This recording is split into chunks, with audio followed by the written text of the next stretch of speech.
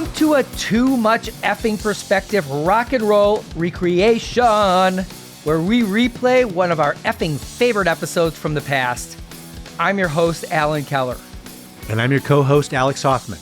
Since today is Election Day, perhaps the most important in American history, we're going back to our conversation with artist and activist Shepard Fairey, who created the iconic Hope poster for President Barack Obama's 2008 election.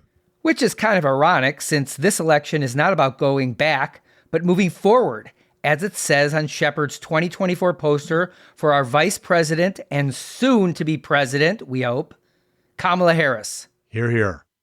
So without further ado, let's take two giant steps forward by going one small step back to our August 30th, 2021 chat with Shepard Fairey. But first, a short break.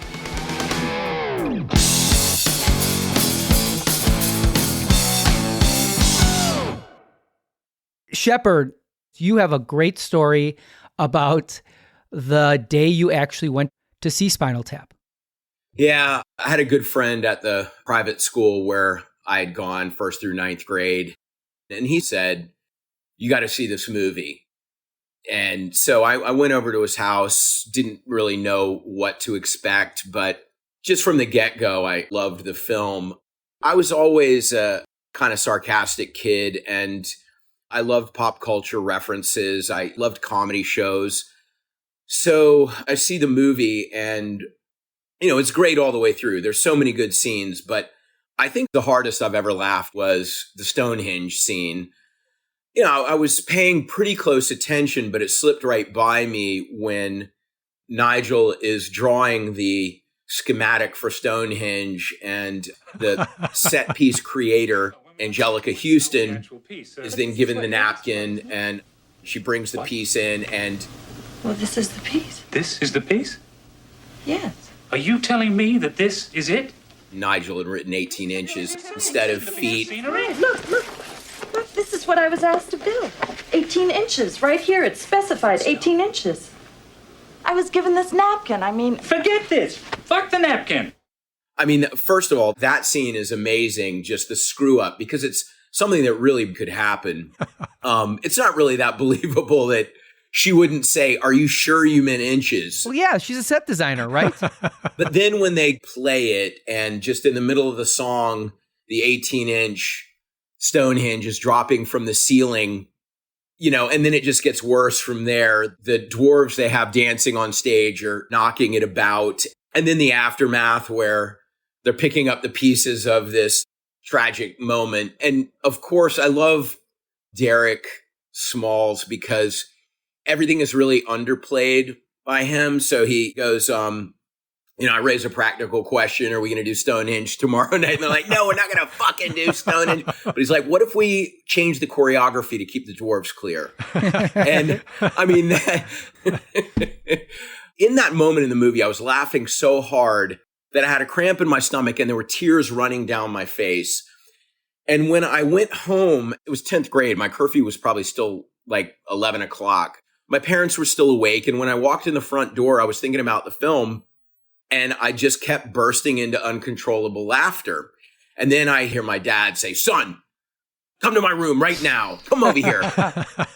He's like, "Your eyes look red. Have you been smoking pot tonight?" And I was like, "No, Dad, I just saw a really funny movie. I think if I smoked pot, I'd be a little more careful to camouflage this. But this is the movie Spinal Tap. You got to see it. You'll understand." But he did not understand at all. And the next morning, I was taken to his office. He's a doctor, to draw blood to give me a drug test. Wow. Yeah. So I can give Spinal Tap credit for my first drug test.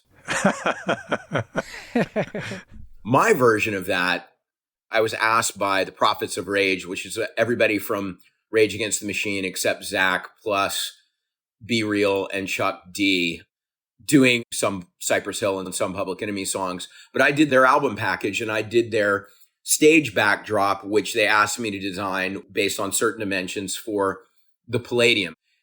But I made it to the exact specs of the stage. And then later I see photos and it's all bunched up down at the bottom like some really awful pleated khakis because the ceilings were lower in all the other venues. So my backdrop was not in its best shape for the other venues.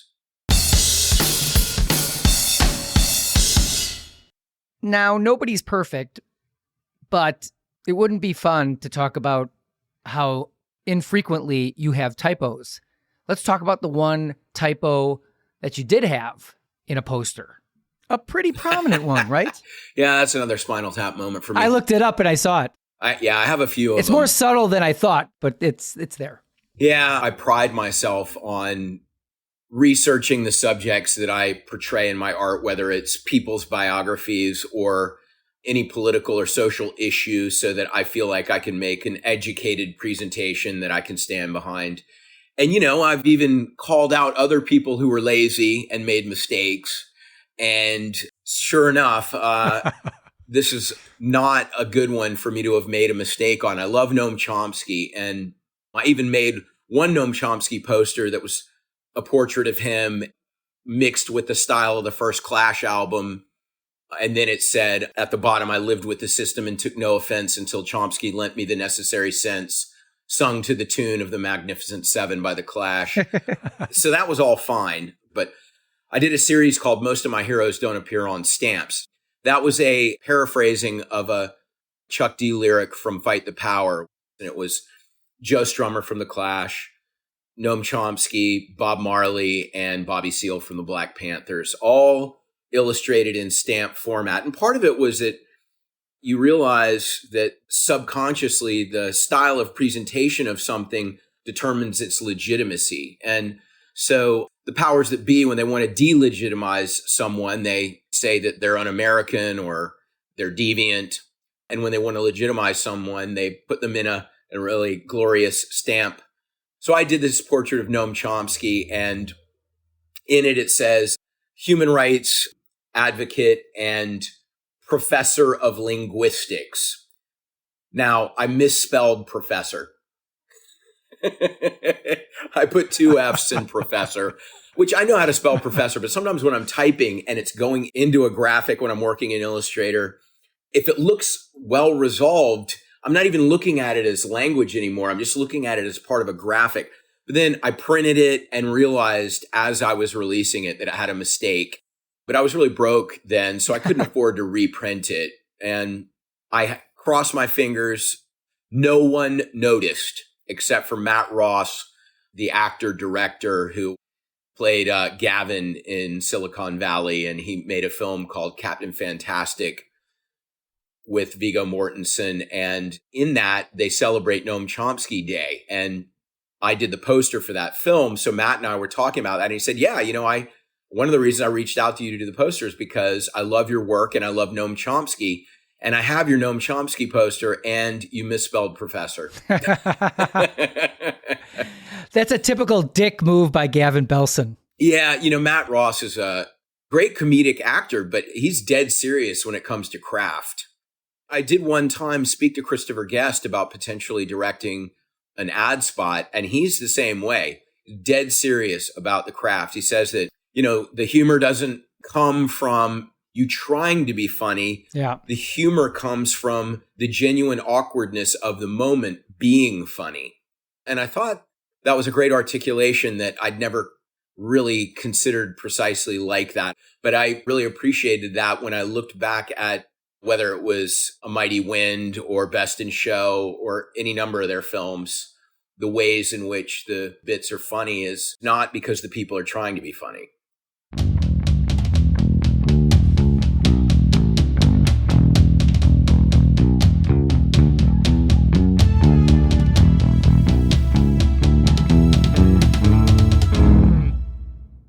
My other Spinal Tap moment, which I'm so glad that I had Spinal Tap as a reference, because otherwise I might have gone into a deep depression. But in 2002, which, was 20 years ago now, but I still had already been doing my thing for 13 years at that point. And the Mayo Bay and Andre the Giant stickers were pretty well known in the underground. I was asked to do a little exhibit and signing at Urban Outfitters in Philadelphia. And the guys who worked at Urban Outfitters, they had their own print shop. They printed up a bunch of posters of my images. They plastered the front windows of the store, which is in a really great area of Philly, downtown. They said that they did promotion for it. And I go there with an expectation that, there'll be some people there. 5 people showed up, and 2 of them were Urban Outfitters employees who just hung out and chatted with me. It was my most Spinal Tap moment. But what I felt at that time was that I let them down, not that they let me down. There was no Artie Fufkin to come in and say, sorry, we, kick my ass. We fucked up the timing. We oversaturated. What about a relationship? I felt like they had done so much work and that they backed the wrong horse. They invested in the wrong artist. It was very embarrassing for me, but I did have good conversations with 5 people. Right. Now, when there's a lot of people at a signing, I'm like, all right, keep it to 1 minute per person. Nobody gets that quality time that those people at Urban Outfitters got. I was tour managing this band called The Samples out of Boulder, Colorado. And I don't even remember where we were, but went to an in-store, and it was one of those things where someone from a radio station picked us up at the hotel, took us over there.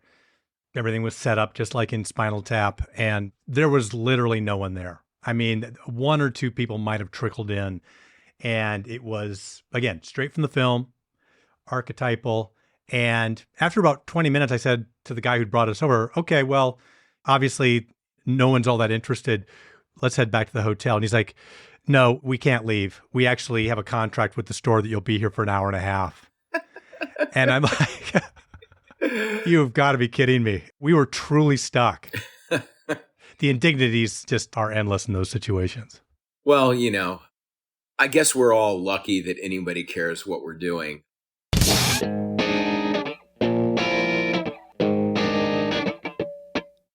Hulu has a documentary about your career called Obey Giant, and you speak about having the chance to work with many musicians who inspired you and that count among your heroes. Any Spinal Tap moments that you can talk about from those collaborations? Let's see. I've done several things with Black Sabbath and Ozzy. Oh. And I think it's okay for me to talk about this, but Sharon had me do the poster for Ozzy's final tour. Huh. And usually when I would do a Black Sabbath tour poster or an Ozzy poster, they would have me put a year on it. But I had my fears that the Ozzy thing might not happen when they said it was going to happen. And so I said, yeah, can we just not put a year on it? So if you want it to go longer than a year, you can draw it out. We can just put final tour. Well, I did the art. Sharon and Ozzy really liked it. I made the prints. First, Ozzy's tour is canceled because he's sick, which maybe he's sick or maybe he isn't. Then it was canceled again for him twisting his ankle or something like that.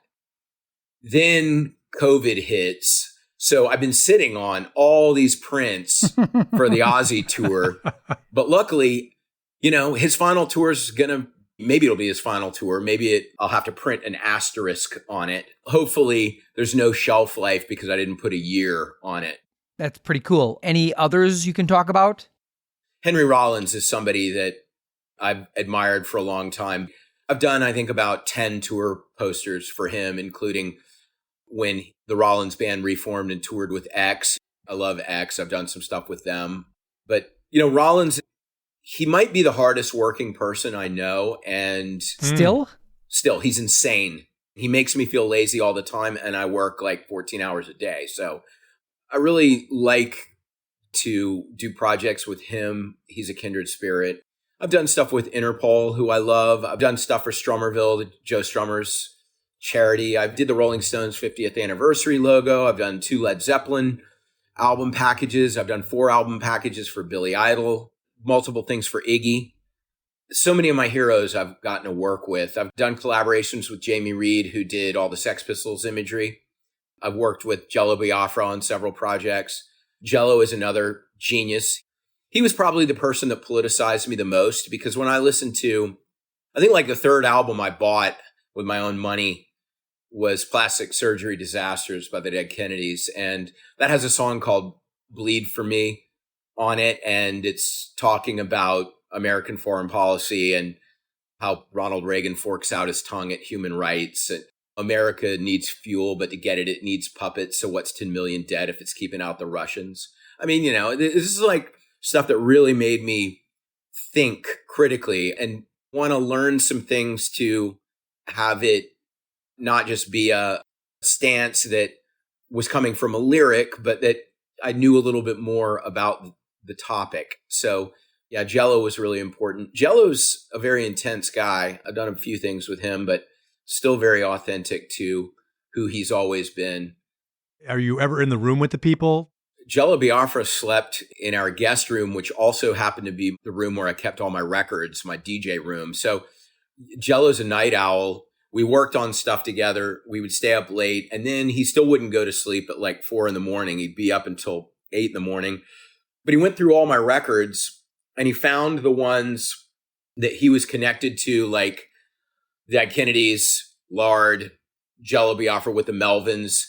And he wrote funny notes on all of them, except for I had a copy of Fresh Fruit since Jello lost the lawsuit, and it was pressed by the other guys in the Dead Kennedys. And so he just wrote fake Kennedys on the front of it. I've had Rollins on the phone or in my studio while we work through things. The guys from Interpol who I worked with things on, they sent me physical photographs and scraps of different things that they were inspired by that they wanted me to incorporate. And then I would mock something up and email it to them or shoot photos and send it to them. But yeah, I'm really cool with collaboration being in person or at a distance. But I really believe in finding a balance between intuition and spontaneity and brutally honest self-analysis and course correction.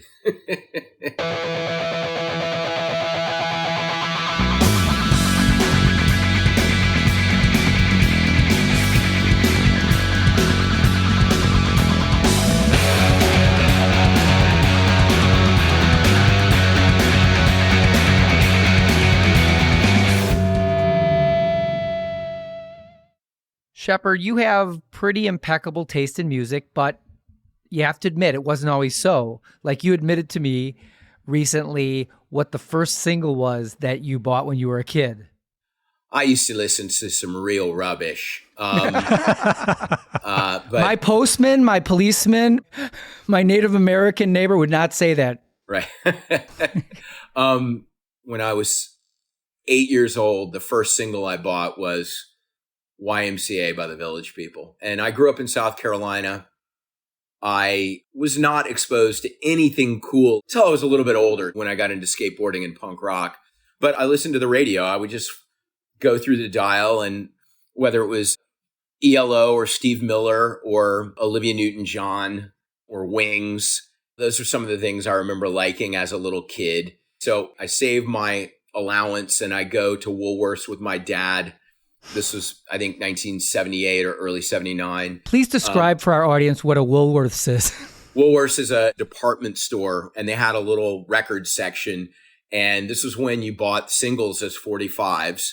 So you go to the record section. Please describe for our people what 45s and singles are. A 45 is a 7-inch vinyl record with usually one song. What is per side. vinyl?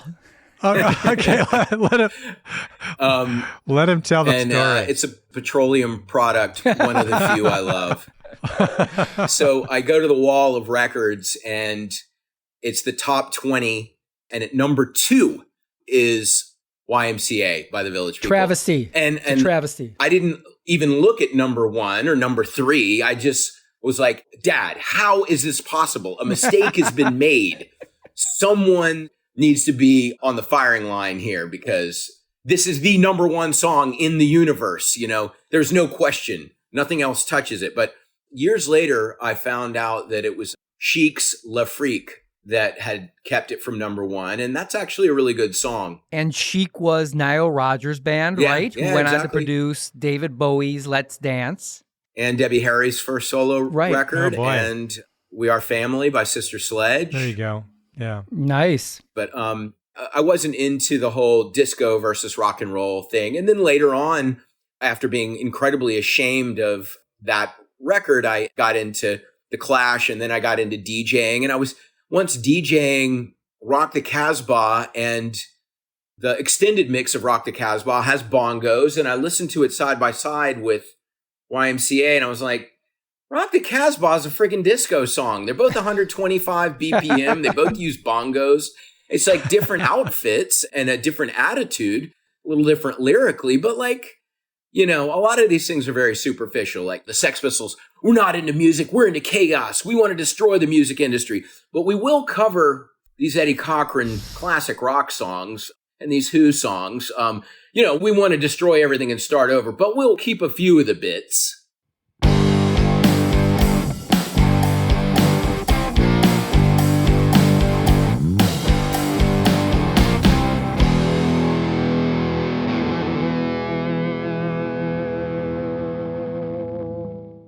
Shepard, I'm sure you know about the album by Lou Reed and John Cale, who were once in the Velvet Underground together, called Songs for Drella. It's basically a biography of Andy Warhol. And in it, there's a song called Work, in which Lou talks about Andy's work ethic. And in it, Lou says that if he had told Andy Warhol that he'd written 10 songs in a day, Andy would say, you should have written 15. You're only young once. And, I think about that song a lot whenever I'm fucking off. It's really inspiring to me. And you say you have the same kind of inspiration from Rollins and his work ethic. Yeah. And in turn, I look at your creative output. And to be honest, I'm really inspired by you as well. It's nice of you to say. I mean, one, I feel totally worthless when I'm not working. So a self-esteem crisis I've turned into an asset instead of a liability. But my dad told me when I was first diagnosed with type 1 diabetes at 16, my dad's a doctor and he's quite direct. And his name is Straight Fairey. And my first name is Frank. So sometimes when he said, son, we need to have a serious talk, I'd say, all right, Dad, if you'll be straight with me, I'll be frank with you. But anyway, he said to me, the good news is diabetics can live now. Before 1936, they just died because there was no injectable insulin. But the bad news is you're probably going to live 20 years less than most people. You'll have even more time shaved off if you don't manage your diabetes well. So I've always felt like I had a ticking clock. I need to make what I need to make, not waste time. Isn't it also exacerbated by the fact that blindness is sometimes a byproduct or a companion to diabetes? Yeah, if you've looked at the quality of my work, I've actually been blind for the past 5 years. Well, there you go. No. I wondered what happened at that moment. But I manage my diabetes really well now. But when I was younger, I felt like I was immortal, indestructible. We're in jail all the time when they wouldn't give you insulin, right? Yeah, I mean, when I was in jail, they'd always take my insulin away. But I try to take those feelings of defiance and apply them in a more positive way where I used to be a little reckless. I guess maybe it's maturity, but I still feel like I've got that spark to speak out against injustice and to not just fall in line or follow the path of least resistance like a lot of people do, especially as they get older. But I'm just trying to be a little more thoughtful, a little more strategic about the way I do all of it.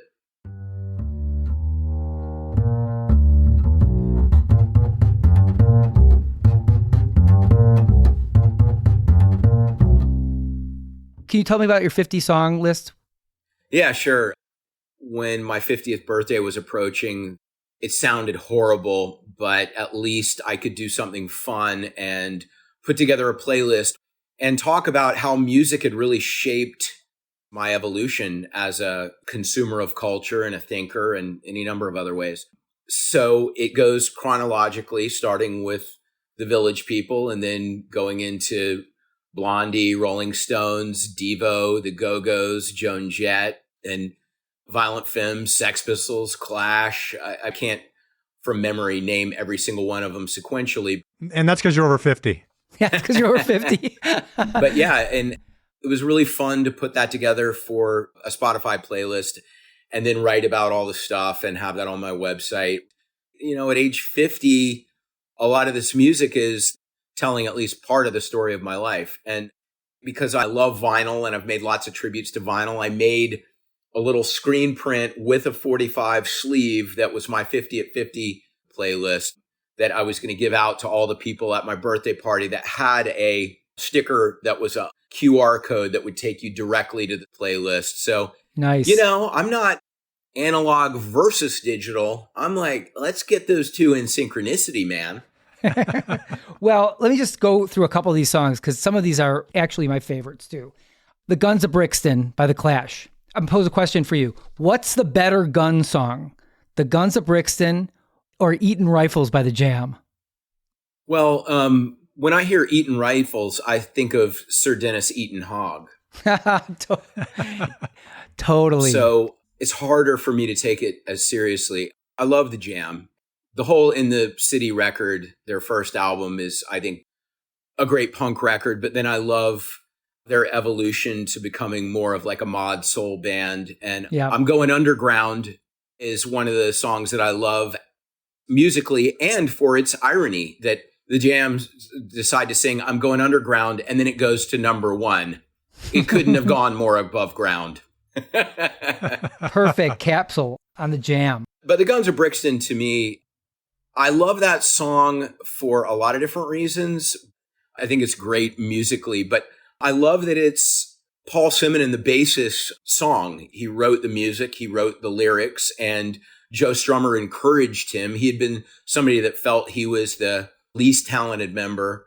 He had just started playing bass with colored stickers to show him where to put his fingers that Mick Jones was helping him with when the Clash formed. And he was chosen because he was a very good-looking guy and he looked great on stage. Stylish. But he ultimately learned how to play and wrote what might be my favorite Clash song. Is a really cool story about the value of just diving in and doing it. Let me do just a little quick sidebar. I'll just insert a little Radiohead story. Is being up in Canada, Tom had to do an interview on Much Music, and I asked him who he wanted to bring with him. And he's like, well, I'll bring John.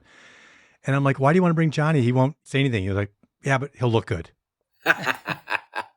On radio. It was color radio. Right. Oh, yeah. All right, just a couple more. Add it up. Now, we're Milwaukee guys, so we've been with the Violent Femmes from the beginning. And oh, yeah. I mean, talk about a bolt out of the blue. The first Violent Femmes album, where did that come from? It doesn't sound like anything else. They never topped it or came close to it, I don't think, but who could? It's really one of the great albums of all time, don't you think? I do. I think it's one of the best ever. And at the time that I first heard it, was right before I first heard Nevermind the Bollocks, there's the Sex Pistols, right before I first heard Black Flag, Agent Orange. And I knew that punk was supposed to sound distorted. So when I heard the Violent Femmes, there was this collision of different emotions because I loved the way the record sounded. I loved the lyrics. It was so infectious, but that it was sort of amplified acoustic, I knew was like not right. They're not supposed to do it this way. Later on, I really appreciated that, but that album was a really important album for me. And it was one of the first albums where I was like, I have this over here to myself with a couple of friends. It's our secret handshake. No one else is going to understand it. The world doesn't understand me anyway, but these 5 people in the Violent Femmes, we all understand each other.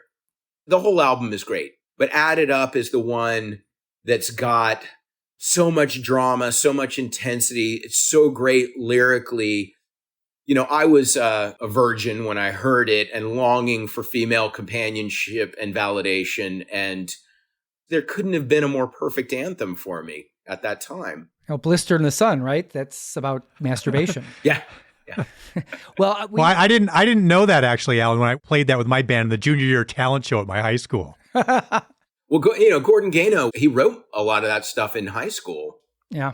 I've seen them play a couple of times and they're still fantastic live.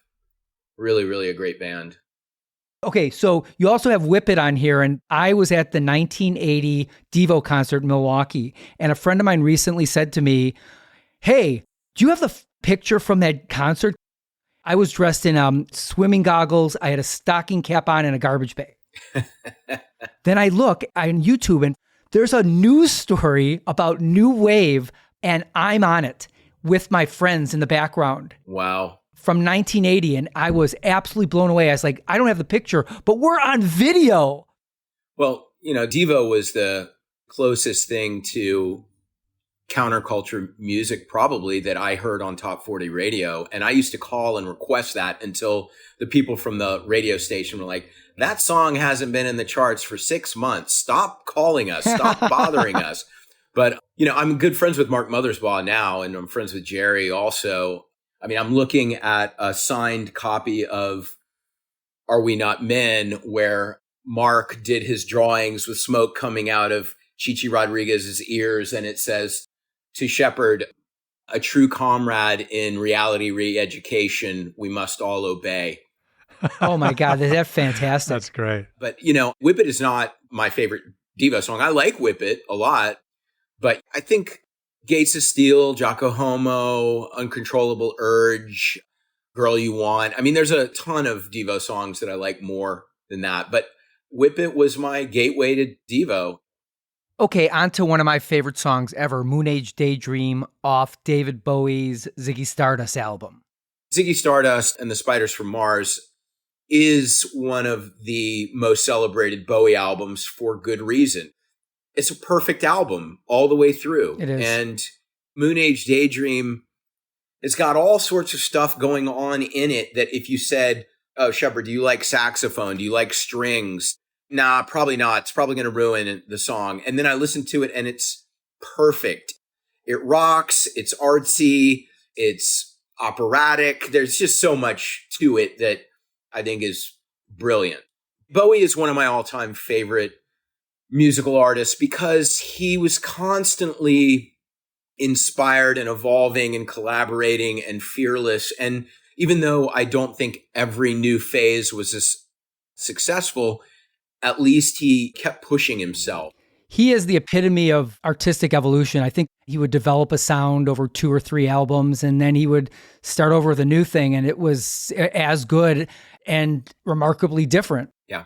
I mean, the Beatles, I think, did it in a much more truncated period of time, but Bowie over a career, I don't think there's anyone that's had the artistic growth, nothing like that whole 70s wave of album after album of insane shit that no one had done before, and him just kind of developing and anointing a new sound. I mean, he's my favorite. Okay, so given my stint as Radiohead's on-the-road babysitter during the Pablo Honey era, I can't let us end this part of the conversation without mentioning that the song Paranoid Android from their OK Computer album also made your 50 at 50 playlist. OK Computer, I think, might be the masterpiece album of the 90s.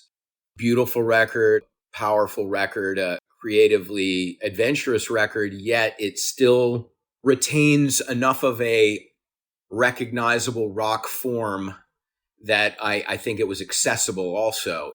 It's just riding all these lines so beautifully. And yeah, Paranoid Android, it's like something that a classical composer like Beethoven or Mozart, or if they were working with modern instrumentation, what would they make? It would sound like Paranoid Android. And I mentioned that to Tom York once, and he was like, oh yeah, Mozart was our biggest influence on that song. He takes the piss a lot.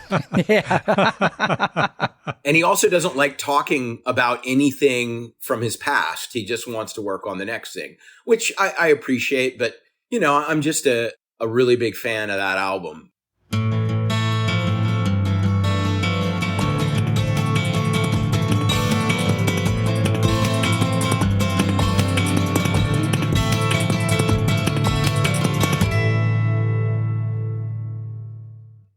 Moving in a completely different direction, you have, I think, the longest rap sheet of any guest we've had on the show.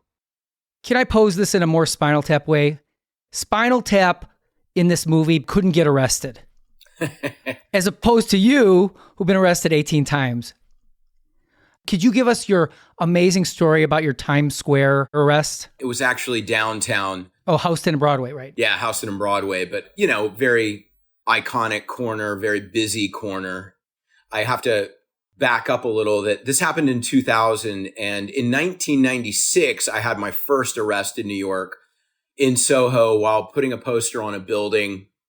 A guy pulls over in an unmarked car, jumps out, says, get up against the wall. And the building was already covered in other posters and graffiti that I was putting stuff on. But this guy recognized my work and said, I've seen you work in 6 precincts.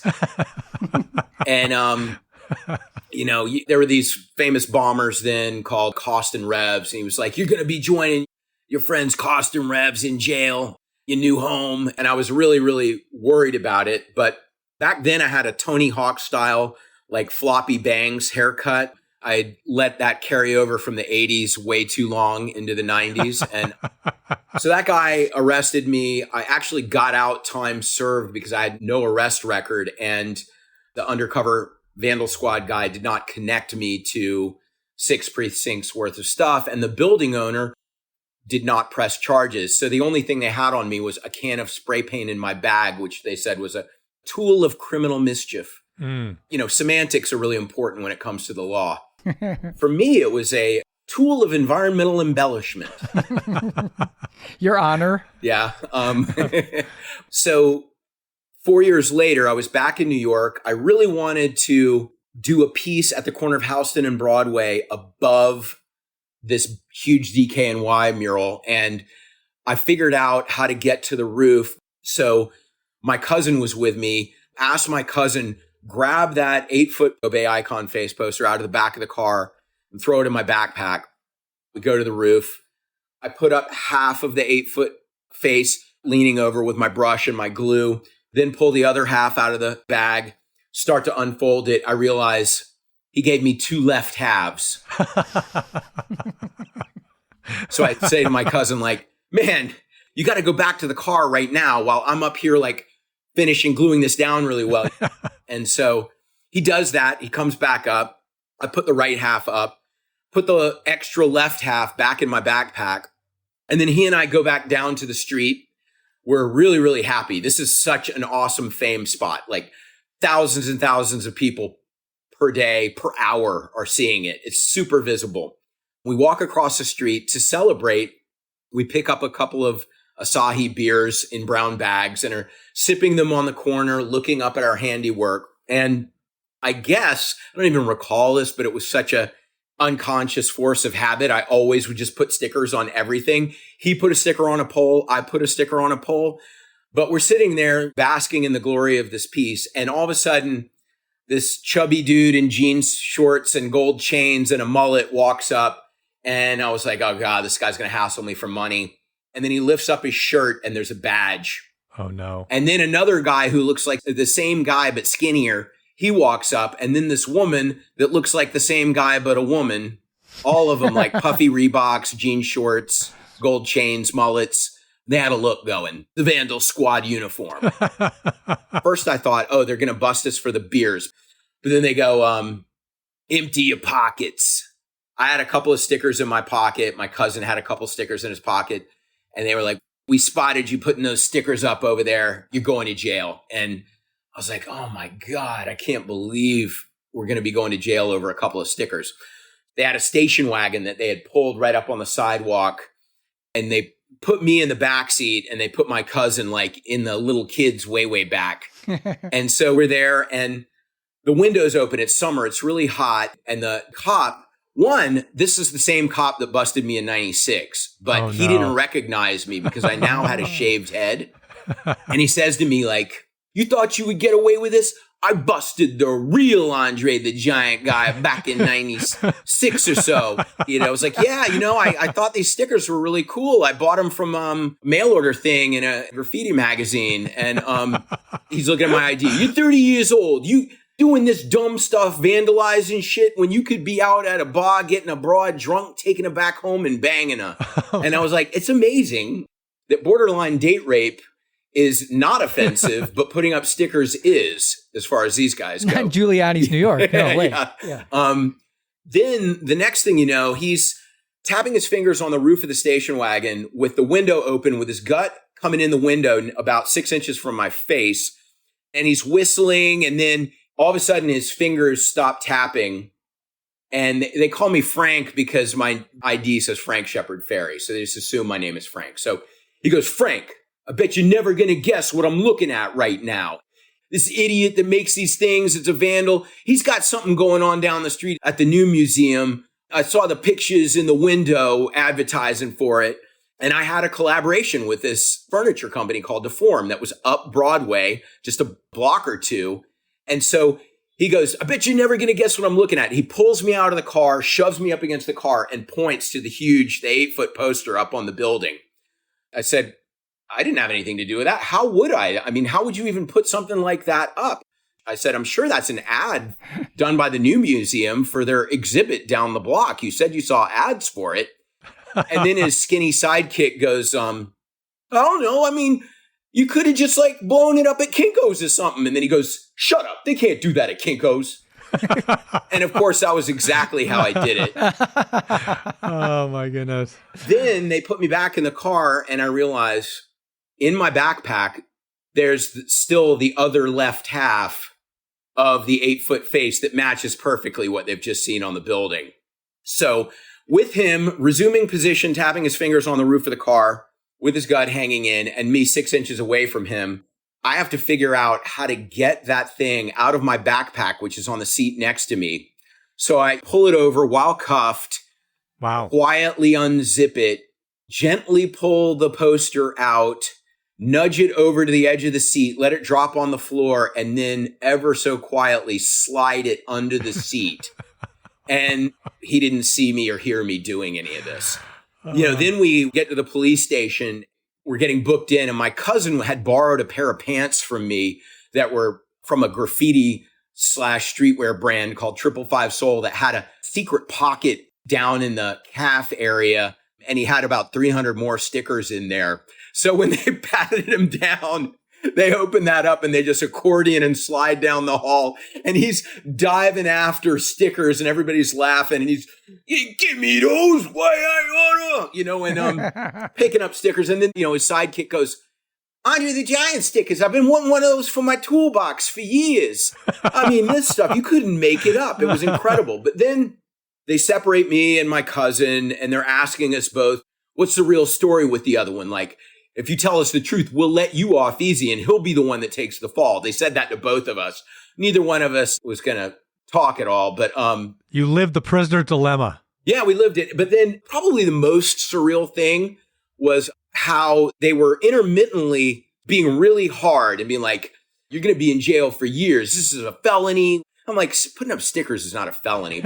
And then they would pivot over to, if you got a couple bucks on you before they take all your cash and everything away, I can go get you a Snapple. And at one point, they're going to call me to have me go get my mugshots and be fingerprinted. And in the background, Eminem's The Real Slim Shady is playing. And they all of a sudden all start dancing in their puffy Reeboks and jean shorts and going, with the real Frank Fairey, please stand up, please stand up, please stand up. Will the real Frank Fairey get your fingerprints? They were singing everything to that. And I was like, this really is just surreal. It's almost worth it to be here for this. Come on, you ripped that off of a Reno 911 episode. You had to. Reno 911 had nothing on the downtown New York Vandal Squad. But anyway, the guy never figured out that I was the same guy he arrested in 96.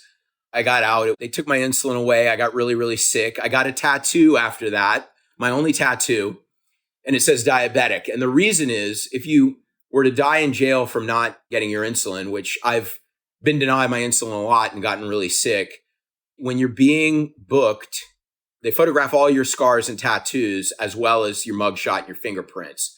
So if I died, my wife at least would have some recourse. She was still my girlfriend then. She's my wife now. But it was her idea. And she said, they're going to say, oh, we had no idea he was diabetic. And like, what about this photograph of the tattoo that says diabetic that you've got right there in your records? Oh, my goodness. That's quite a story. Unbelievable. So you're Frank. So was Bruno Kirby talking about you when he said, if you'd loved and lost like Frank? If you've been denied your insulin like Frank.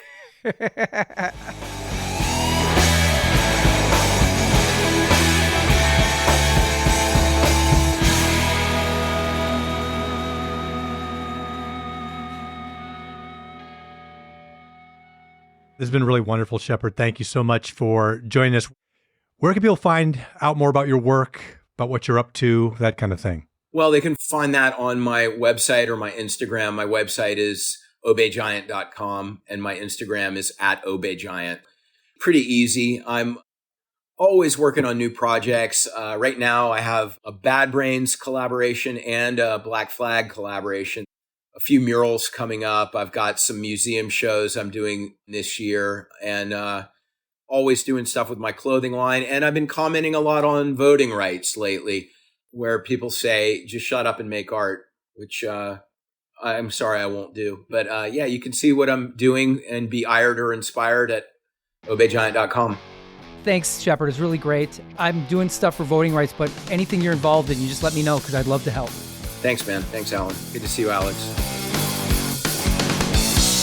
We hope you enjoyed this blast from the past, and we believe that our next episode of the TMEP show will be brought to you in a world that has taken a great step forward into a better future. So see you there. And in the meantime, if you enjoyed this episode of Too Much Effing Perspective, make sure to do a deep dive into our other hysterically humbling episodes with members of the Police, Heart, Garbage, Drive-By Truckers, Old Crow Medicine Show, as well as comedians Fred Armisen, Bobby Moynihan, David Cross, and actor Amy Brenneman, and so much more.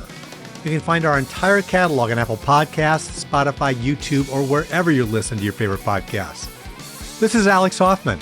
And I'm Alan Keller. Thanks for joining us on Too Much Effing Perspective. Although it would be as great as having armadillos in our trousers, this podcast is not affiliated with This Is Spinal Tap, and no person or entity connected with the film has sponsored or endorsed its content. This podcast is not affiliated, sponsored, or licensed by Authorized Spinal Tap LLC or Century of Progress Productions. Too Much Effing Perspective is a Milwaukee Talkies original. Evergreen Podcast Network.